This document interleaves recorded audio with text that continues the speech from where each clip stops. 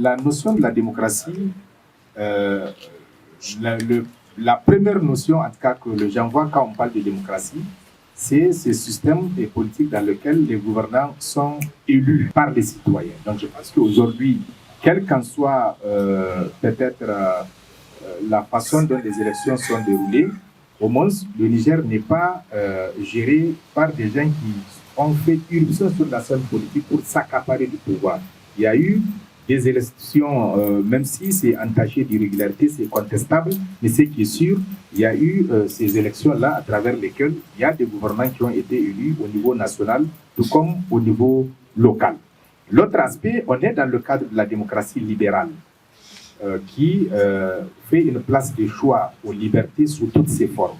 Aujourd'hui, s'il n'y avait pas la liberté d'expression, on ne serait pas ici en train de tenir cette conférence. Je pense que on ne doit pas ramener toute la démocratie à l'absence d'autorisation des manifestations. Je pense qu'aujourd'hui, quand vous partez sur les plateaux de télévision, les gens font des débats, les gens s'expriment librement, ils disent ce qu'ils pensent. Je pense que sans limite, si je peux me le dire, à la limite. Donc je pense que si on prend tout cela en compte, on peut sans risque de se tromper, dire que le Niger est un pays démocratique, peut-être une démocratie qu'il faut consolider. C'est vrai, la Constitution reconnaît la liberté d'aller et venir, la liberté d'association et la liberté de manifestation dans les conditions définies par la loi. Et la loi 2004-54 régissant les manifestations sur la voie publique a prévu les circonstances dans lesquelles les citoyens doivent jouir de cette liberté de manifestation. C'est vrai, de plus en plus, on assiste à un rétrécissement de l'espace civique en ce qui concerne le droit de manifestation, mais je pense que c'est que les citoyens doivent se dire. Les libertés ne sont pas totales dans un État démocratique. Les circonstances peuvent faire en sorte que lorsqu'il s'agit des nécessités peut-être de l'ordre public, la question de la sécurité, de la défense nationale, on peut restreindre les libertés. Mais cependant, cette restriction ou cette interdiction des libertés ne doit pas être absolue et générale.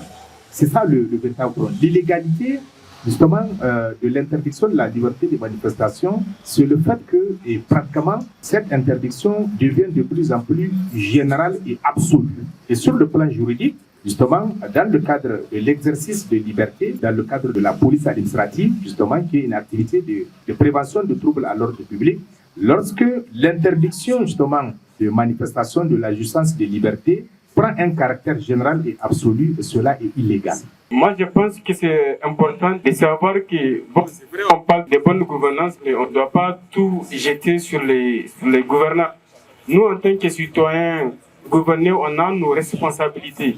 Et je pense que ce sont la mise en œuvre ou la jouissance de nos responsabilités qui va permettre aux gouvernants, évidemment, de mieux s'acquitter de leurs devoirs. Dans le cadre surtout de la gouvernance démocratique, nous, il y a ce qu'on appelle le contrôle citoyen de l'action publique peut amener un citoyen, par exemple, à encourager les pouvoirs, à encourager les autorités à atteindre les objectifs auxquels ils se sont assignés en termes de gouvernance d'une manière générale. En termes terre à terre, nous sommes à l'USN et il y a ce qu'on appelle le budget de l'État, alternative avec un consortium d'OSC, font un travail du contrôle citoyen de l'action publique en ce qui concerne spécifiquement les secteurs sociaux de base, donc y compris la question de l'éducation. Comment on fait ça? Je pense que ça doit intéresser l'ensemble des scolaires et surtout le comité directeur qui a un certain niveau pour faire le discernement, analyser les budgets, comprendre les tenants et les aboutissants. Alors, et c'est ça aussi qui est notre devoir, qui est notre responsabilité en tant qu'administrateur, en tant que citoyen. Quand nous allons essayer de jurer de ça, le gouvernement a pris des engagements. Il va mettre, par exemple, 22% du budget général de l'État de l'éducation. Nous, qu'est-ce qu'on fait pour que le pouvoir respecte son engagement? C'est aussi ça.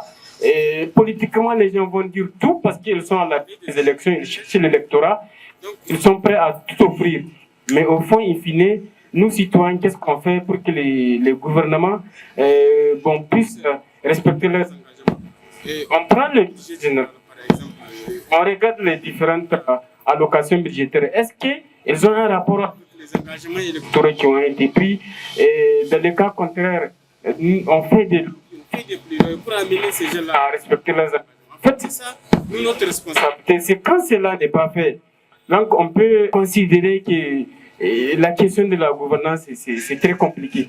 Je pense qu'on a la possibilité d'interagir pour que les gouvernants puissent parfaire leur gestion. Est-il possible d'avoir une gouvernance dans un régime partisan, en quelque sorte? C'est ça la question.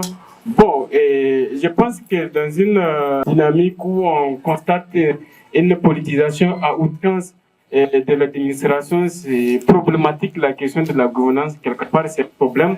Et si aujourd'hui on constate une certaine imperformance de l'administration, c'est parce que quelque part il y a une certaine politisation de l'administration qui fait que les agents qui sont recrutés ne sont pas des agents capables de travailler. Souvent, ils ne sont même pas sur poste, ils sont recrutés alors qu'ils sont encore étudiants. C'est compliqué, ils ne sont pas sur place. Il y a des agents qui viennent à l'école, disons à l'administration à 10h, à 9h. C'est un problème. Donc on ne peut pas, parce que tout simplement les gens sont politisés, parler véritablement d'une gouvernance démocratique de manière parfaite au sein de notre administration.